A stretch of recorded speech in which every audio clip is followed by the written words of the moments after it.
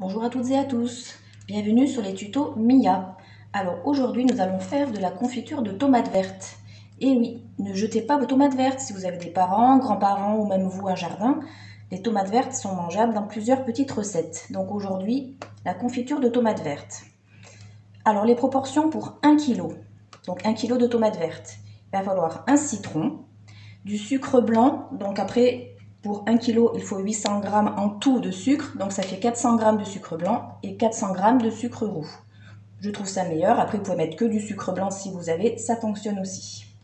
Évidemment des pots pour pouvoir les mettre dedans quand la confiture sera terminée, une casserole pour tout faire chauffer, une balance pour peser, une planche à découper et un presse-citron. Donc c'est très simple, il suffit de prendre vos tomates, de les couper en tout petits morceaux, les mettre dans votre casserole.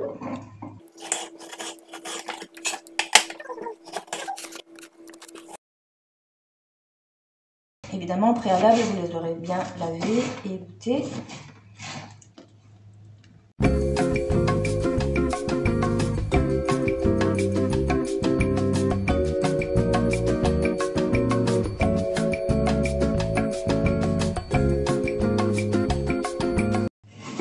Et voilà, on arrive à la fin. Donc en fait, cette préparation, cette confiture se fait en 2 temps. Donc là, évidemment, on coupe tout. On va rajouter le sucre et le citron. Et ensuite, il faudra laisser macérer au moins 12 heures pour qu'en fait le sucre et le citron fassent rendre à la tomate son jus naturel, son eau quoi. Et comme ça évite de rajouter de l'eau pour faire de la confiture.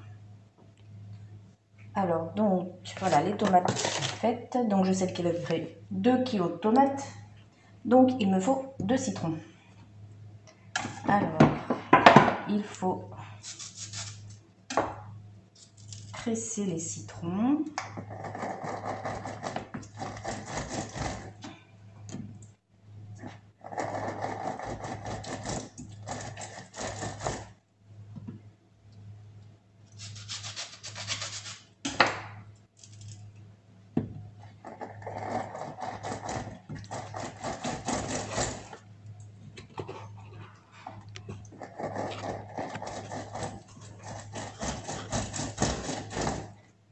Voilà, ensuite on arrose les tomates avec le jus de citron.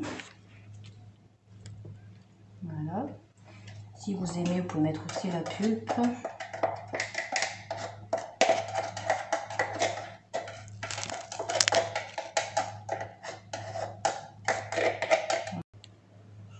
Du coup, il faut peser le sucre. Alors, étant donné que j'avais un peu plus de 2 kg, il me faut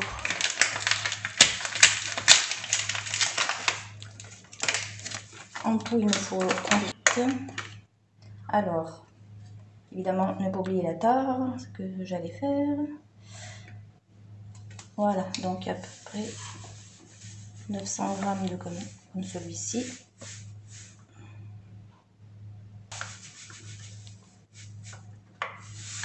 Voilà, à peu près 900 g de sucre blanc. On met par-dessus les tomates. On va refaire la même chose avec le sucre roux.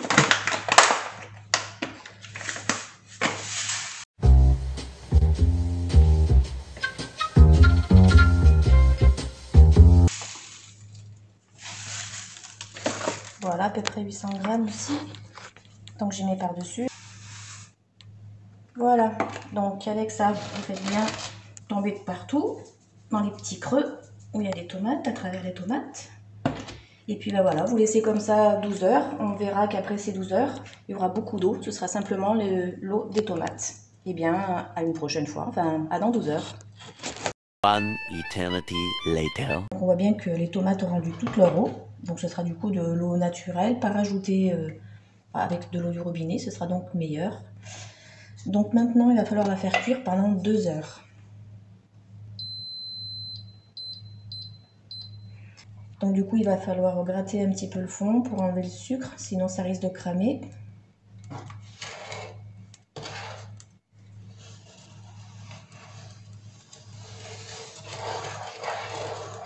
Cela, on sent bien que ça colle, le sucre s'est déposé vers le fond.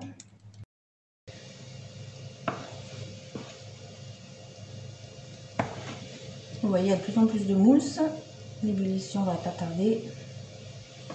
Donc soyez bien à côté de votre casserole, parce que d'un coup après ça peut déborder. Vous voyez, ça commence à monter là. Si je ne remue pas, ça va déborder. Donc du coup, quand c'est comme ça, évidemment, on remue bien. Et on baisse.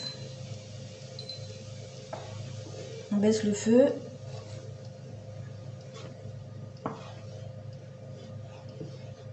Et voilà, donc du coup, maintenant il faut faire cuire environ 2 heures. Tout en remuant de temps en temps pour ne pas que ça colle au fond et que ça brûle.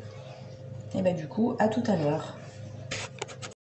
Au terme de nos 2 heures.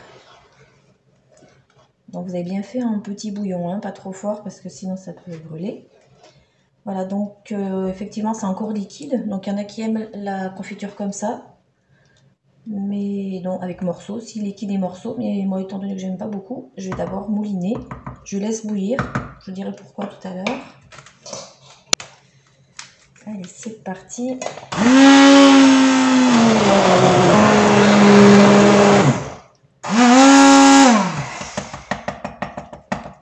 Donc voilà. Pour ceux qui n'ont pas de mixeur, évidemment, ça peut se faire aussi au presse-purée. Hein. Donc, comme je disais tout à l'heure, j'ai laissé bouillir parce qu'en fait, quand on remplit les pots, il faut que ce soit le plus chaud possible pour que quand vous retournerez votre pot pour faire enlever l'air, plus c'est chaud, plus l'air peut après disparaître. Donc, c'est un peu physique, mais bon, c'est comme ça. Donc du coup, maintenant, une fois que vous avez mouliné, évidemment, vous prenez vos pots. Attention de ne pas vous brûler, laissez toujours bien chauffer. Hein. Comme je disais, plus c'est chaud, mieux c'est. Je vais réduire un peu que ça gicle pas trop. Voilà. Donc, vous remplissez votre pot. Bon, moi, je prends un entonnoir, mais chacun fait comme il veut. Je trouve que c'est pratique.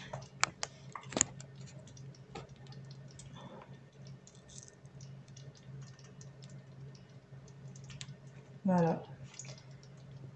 Pratiquement à ras-bord, pas complètement non plus, mais pratiquement à ras-bord. C'est pareil, moins il y aura d'air, plus votre confiture se conservera longtemps. Donc vous fermez tout de suite vos pots, le plus fort possible, et vous le retournez. Vous laissez comme ça jusqu'à ce que ce soit vraiment froid. Comme ça, votre confiture pourra se conserver plus longtemps. Et bonne dégustation, et n'oubliez pas de mettre un like si vous avez aimé ma recette. À bientôt!